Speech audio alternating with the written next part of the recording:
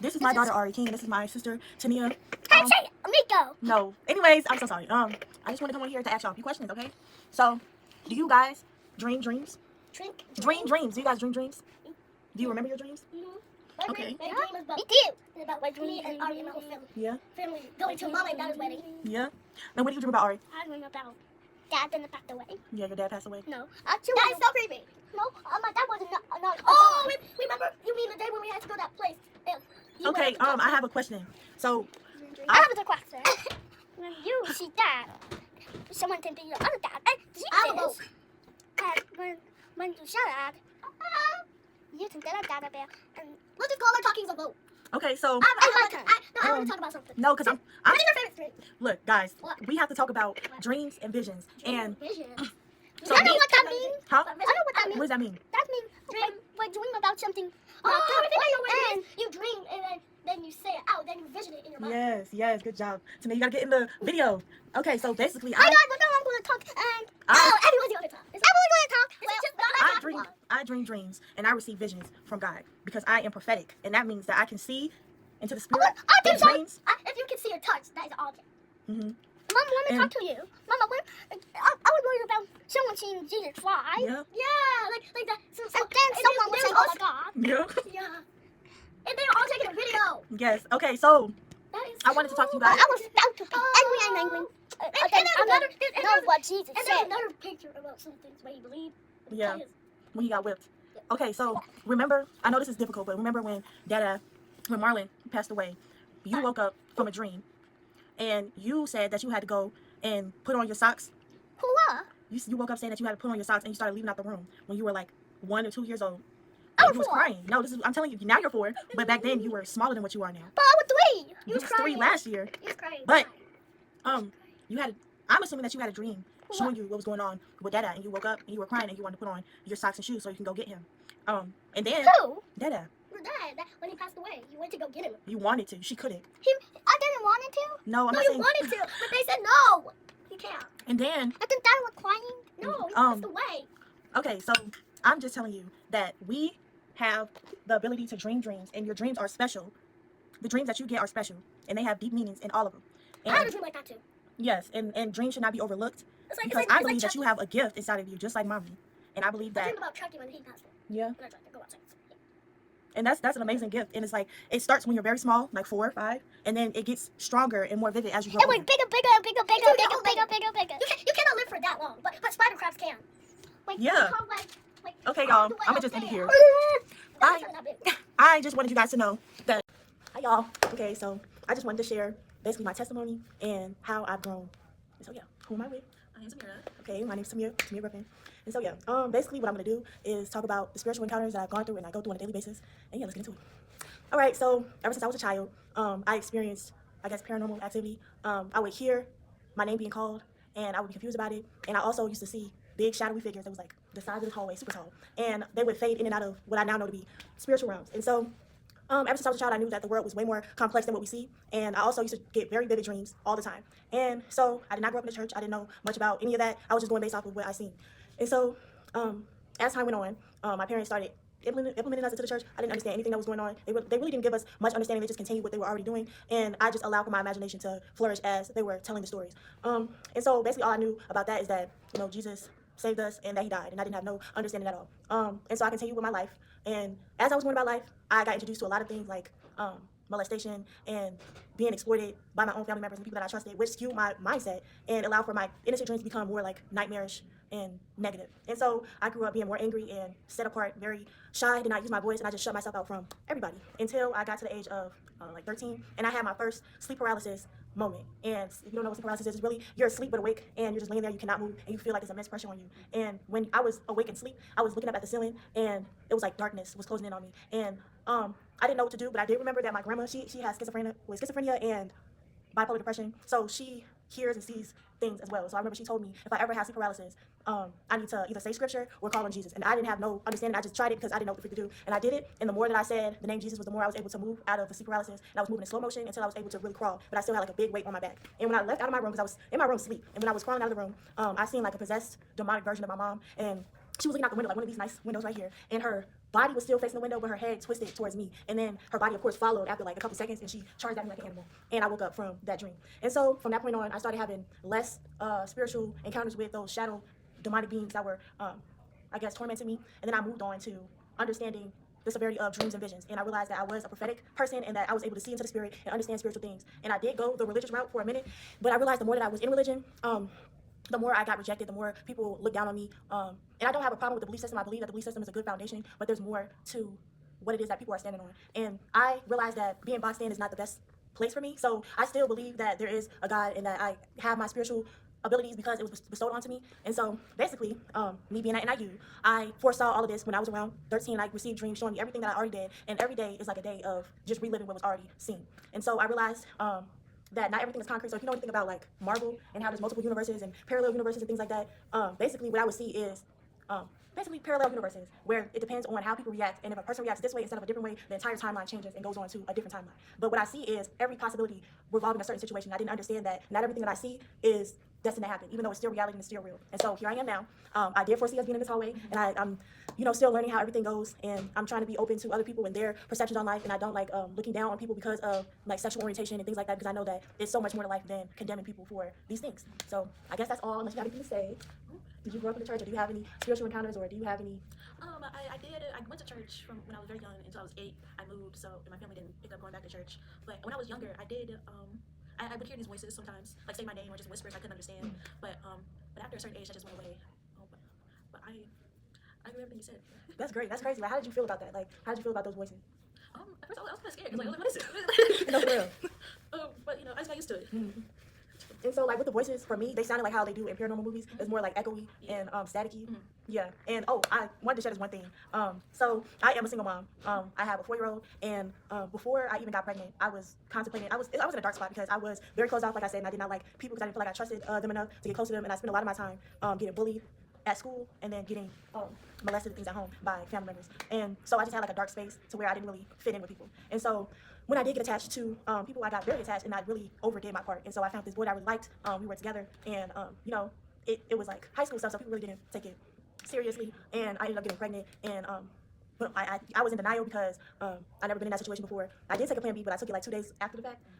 So yeah, I have my daughter, but before I knew that I was pregnant, I was in denial for a long time, for months. And it wasn't until I felt her kicks that I was like, oh shoot, this is for real, this is for real. And I used to look down on people as a coping mechanism. So one thing I used to do was look down on teen pregnancies and things like that. And one thing I realized is like when you do have negative intentions and things, you can reap what you sow. So basically I reaped what I sowed, and I became a teen parent. And before I fully acknowledged what was going on, I did have like a break within myself, like I need to do something. So I did contemplate suicide, I did contemplate running away and all these things. And then finally I decided to call out to God and try to make a deal with him, saying like, okay, if you see me through this, I'm gonna give my child to you. And so I did this because in all the videos that I used to see of people coming out and telling their parents they got beat on and kicked to the curb. So I was scared, and I did not want that to be me. And I acknowledged that the way that I perceived people that were different from me was wrong. And just because I went through horrible things, that does not mean that I have to project it onto other people. And so I made that deal sincerely, and I received a vision, and that was like the first time in a long time that I heard a voice that was telepathic, or like how I did when I was a child, but it wasn't demonic. And this name called out my name 3 times, and I was very shocked, and I did not want to answer because the other voices I used to hear when I was younger was not good, and I was told not to answer. And then after I didn't answer, I received a vision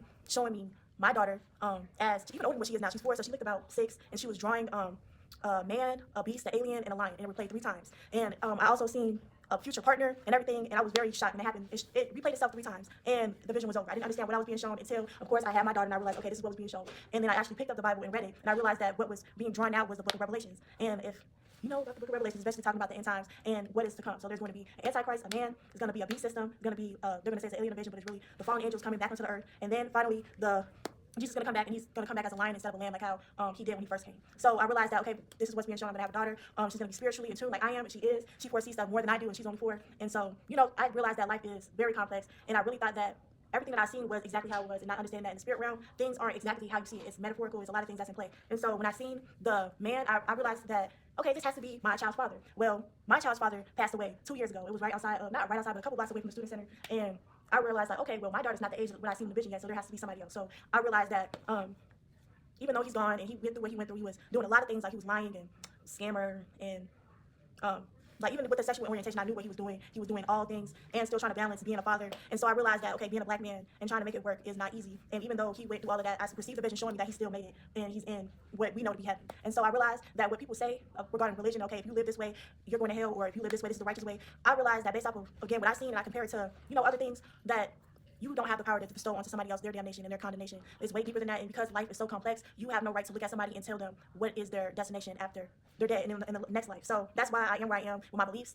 And I don't really lean towards the religion aspect. Not that I'm against it, but I know that there's more in this. The Bible is a foundation. The way that they teach is a foundation thing, and there's things to be built on top of. As long as you're spiritually in tune, you should be able to grow on top of that. So yeah, I think that's all I have to say. So thank you so much. And yeah, Sharing your story. thank you so much for listening. Hey y'all. Okay, I'm Tamia. And I'm Lakaya. Yeah. Hey y'all, so here we are, and so this is my friend Lakaya, and before my last video I was talking to somebody about my testimony, and guess what, she knows it already, and so I'm gonna bring it up to notches, so you wanna get some in. You're right, okay. So yeah, so basically, just to recap, actually no, I'm gonna be editing this, so don't even. Okay, so I want to talk about what I learned so far about my spiritual gifts and where I'm at now.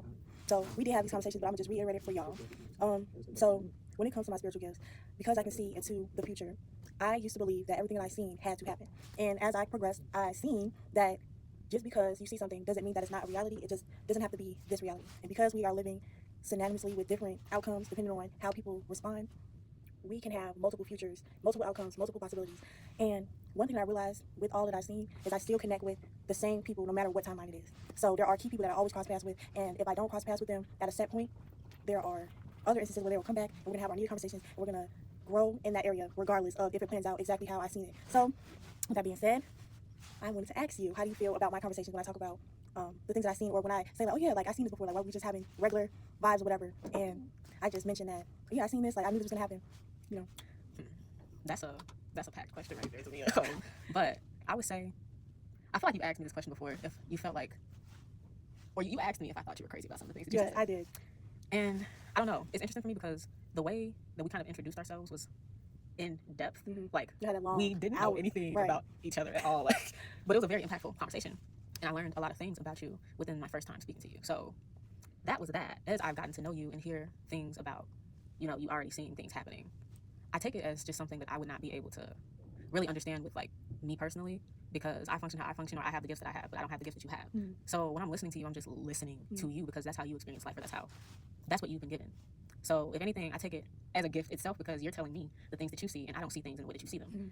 So it's just, honestly, it's more of an insight thing. It's a different form of information from the way that I receive information myself. And so what way do you receive information? Like, is it still spiritual downloads to just convert it into your poetry and stuff and your art? I honestly, I'm kind of I'm undefined when it comes to that. I don't think I really have taken the time to connect the dots to how it's spiritually connected. I just do what I'm doing and kind of just live through that. And to be honest with you, I would like to get to a point where I'm actually connecting the dots to see more behind what I'm doing. But I'm very much just into getting out what I need to get out because I've concealed a lot of things for a long time. So I don't think it's time for that yet for me. So when I do say that stuff, like when I explain the behind the scenes of my own stuff, like how does that correlate with what you're doing? Like how does that help you or make you feel? It allows me to know it's possible for once and know that it all exists, because like, you have the knowing that something exists, but you're not necessarily in a space where you yourself are reaching for that knowing or seeing the knowing maybe in a similar way that somebody else is seeing it. So hearing it come from you, it supports the fact that it exists. And honestly, like anything that anybody else does is kind of there for you to know that you can potentially do that in your own way, of course, because like everybody's path is different. But that's how it helps me, because okay, I see you, so I see it's possible.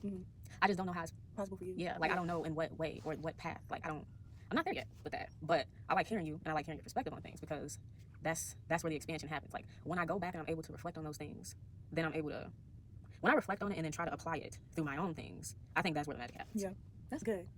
I appreciate you for saying that, because one thing I realize is when I start talking, I do go into like a spiral of just saying stuff, and I do want to formulate myself better, because when you speak, it's like it flows, but it's also a structure to it, and that's one thing I think I'm missing. And I think that when I grasp that, that's why when I say, oh my goodness, like the way that you write, like, and you know the way you write is how you speak and how you are just generally. So if I apply that to myself, I can be even better. Like, and even when I'm speaking, because words are powerful, and what you do is a reflection of you, and then you receive whatever you put out. And so because I say things or do things that I feel like isn't bad in the moment, because I'm not structured enough, I miss out on opportunities to expand more and help other people, because I'm so limited. And I hate feeling like that. I hate feeling boxed in, and that's why I don't like structure, because it kind of puts me in that I feel like I can't express everything. And even when I'm in this class, they say that, okay, we like your stuff, but it's too wordy, it's too much. And it's like, Your relationship with too much. Yeah. That's a good question, because I'm not even trying to cut you off, but I don't know, that could be a question itself. Like, the spiritual relationship with feeling as if you're too much, but also not enough. And like, even when you know that you're not too much, or like when you feel like you're not too much, but you have that ultimate knowing that you are not too much, but your external life is telling you or is giving you the message that you are too much. Like, how do you right. transmute that? And like what I said before, like I go between extremes. So it's like if I feel like, okay, I'm being perceived in a bad way or just as a way that people can't grasp, I just don't say nothing. I just become quiet. Or whatever I do say, I lose my empathy, and I just say, I just be like, okay, well, if they don't understand me, then what am I doing? Trying to formulate what I'm talking about, or the message that I'm trying to give in a way that they're gonna understand it. If they're just gonna perceive me in a way, anyways, I just shut. I'm not gonna say shut down, but I Withhold. yeah, and then I just say how it is, and then that's when they get offended. And so that's why I feel like over explaining or doing more eliminates any confusion. And you know, it works for me, but it's also some people just don't have enough. That's why I said it's about knowing yourself. So people that don't know themselves and they're listening to me, they'll just become overwhelmed by me or overwhelmed by what I'm doing and shut down or shut out. And I don't want that. So which is why you go and you mold the way that you I emit try, yourself. I try to fix myself to fit into the people that I'm around, or you know, like I try to talk faster if I see like, okay, these people don't seem like they have the attention span, or they don't seem like they're a listener like how I know you are, other people are. And so I speed up what I'm talking about, and I skip over things, and then when I realize I skipped over, I try to go back. And that's why, yeah, I'm just trying to find a balance. And that's one thing I was talking about before in the last video. Trying not to be too religious and thinking that, okay, I cannot do this. If I do this, then it's going to be deemed as evil or wrong. And I'm trying to break out of that. But even in breaking out of that, I have to still surpass different boundaries of, okay, how would this person receive what I'm talking about? How are people going to accept me or accept what I'm saying without me looking like I'm crazy or looking like I don't know what I'm talking about because I don't formulate my words a certain way, or I don't carry myself in a certain way. And I try to just be as genuine as possible, or just as real as possible, because I realize, like, even in the religious aspect or the business aspect, they change the way they speak so that they seem more superior, and then people don't feel like they have, people like me, just regular people, don't feel like they have a say-so or have they don't have like a good approach to that person. I don't want people to feel like, oh, I'm big-headed or I'm too this when I'm really not. So I try not to come off as I'm being extreme or difficult or anything like that. So I do minimalize myself, but it's for other people rather than myself. So when I do speak about my spiritual stuff, I do try to speak without seeming like I'm just rambling on. That's what I feel like I'm doing right now. But yeah, I guess just learning how to be more open and change, because I think that's one thing that I feel like I'm okay with. I think I'm okay with change. I do get irritated, but one thing that I realize, like in my day-to-day life and the things that I'm exposed to, is I don't always get what I want. And even when I do see things that I believe is true and right, and it does not go that way, I realize that there's another outcome, and then there's another way that I can achieve what I'm supposed to achieve. So I see myself here making this video, and I think that the conversation is kind of reached its purpose. Yeah. So yeah, like I don't know, like do you have anything else to say regarding like the growth that you've seen in me, or if you think that I should work on something, or just yeah. I feel like we talked about that enough. I feel like you got all. Really? Yeah, I honestly do. I think that's the problem I have. I think that I'm not doing enough to where I keep asking that question. Cause You're I enough, bro. Like, I don't even remember like, you saying that. You talked enough about the things that you know that you want to do to expand, to grow, to not stay in a place where it's just stagnance. You talked about all of those things. Like, you know. So what is it that you think I need to work on so that I can grow you more? So I know it's structure, but how do you apply structure? Or how do you, you know? Thinking about my own process. Think about my own process. It's hard to think about my own process because I'm so used to doing what I do. Yeah, and having to explain it is like... Having to explain when you've never really been asked what your process is another thing too. Like, I think usually when it comes to me helping people, it's like more of a hands-on thing. So just doing it. Yeah, like I'm a huge advocate for just action, because I know exactly what it is to be aware of something and then not do nothing with that awareness. Like, I have elements of myself where I'm doing it now, and like I have to literally go back to myself and go back to that awareness that, okay, you can have your awareness, but it's about what you do with your awareness. You claim to be aware, but is your body aware? Like, are you embodying what you claim to be aware of, or is it still holding you prisoner? We can say that we're aware of things all day, but it's about the action. Right, and that's why, because you said that, that makes sense, because I do find myself having to relearn old concepts because I, you know, missed out on things. And so when I do have instances where I thought I forgot my wallet, and I'm over here. I literally had my, so I was rushing out the house, rushing Ari, everything. Got to the bus. I realized I didn't have my wallet, and I needed my one card to get Ari into daycare. So I'm, oh my gosh, bro, where's my wallet? And I'm looking all over the place. I get to the building, I got buzzed in or whatever, and it's like every time they buzz you in, it's like an extra charge, whatever. Okay. And so, yeah, I went and dropped all my stuff off. I'm like, okay, I think I dropped it on the floor. It was super icy that day, too. So I'm like, bro, I fell and bust myself a couple times. Like, it could be on the floor, it could be on the ground in the street, it could be in the grass and the snow. And so, long story short, I went back on the bus, and this bus route went all around. Like, it was like one of those hour-long, you had to sit there for like an hour and really think. And so, I'm trying to retrace my steps, and I texted my sister. She's like, I don't know, like, I can look for you, whatever. Like, I asked her if it's in the front of the house, because that's when I first fell, in front of the house. And she's like, it's not outside, whatever. And long story short, she told me that it was on the floor of my room. And by that time, I still had like another 40 more minutes on the bus until it went back around to the school, because, you know, it takes an hour trip around. And so I realized that the whole purpose of me doing that was because I lacked faith. And I was so used to seeing what I knew was going to happen and having it happen right then and there, or having it happen soon after. And I was so used to like the deja vu feeling, like, okay, I know what I know. Like, there's no breaking that. Like, I'm prophetic. I know what I know. Nobody can tell me nothing. I got a little arrogant. And then when I knew something was supposed to happen and it didn't happen, I didn't understand. I started losing faith. Like, okay, do I even know? Like, is my source even correct? Like, do I even have enough of understanding? Like, is it me? And then, you know, Talia was telling me, like, it's not you. People have free will. They can choose whether to be here at this specific time where you were supposed to see them, or they can stay doing what they were doing and stuff. So I realized that, you know, when you do lack something, you are forced to keep repeating things until you get to the point where, okay, I understand, I have the bigger picture, and now I know how to apply it, and I'm not limited to just knowing, and now you're knowing and doing, and now you're being the best version of yourself. So, anyways, thanks for listening to my TED Talk. Goodbye. That's all, folks.